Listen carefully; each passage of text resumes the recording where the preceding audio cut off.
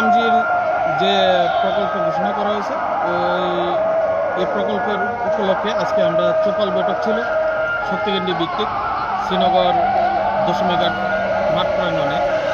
আজকে আমাদের এই এলাকার যত শ্রমজীবী মানুষ আছেন তাদেরকে নিয়ে আমরা এক সভা করি। ওই সভার মধ্যে আমাদের নরেন্দ্র মোদীজির যে বিবিজি রামজির যে প্রকল্প ঘোষণা করেছে, এতে সুবিধাভোগী যারা আছেন তাদের বছরে 125 দিনের কাজের যে গ্যারান্টি রোজগারের ঘোষণা করেছিলেন, তারই সুফল পেতে চলছে আগামী দিন শ্রমজীবী মানুষজন, এবং বছরে 60 দিনের ছুটিও ঘোষণা করছেন। এতে এলাকাবাসী সবাই আনন্দিত এবং খুশি।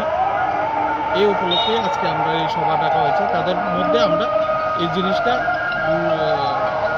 প্রচারে আমরা দিয়ে দিয়েছি।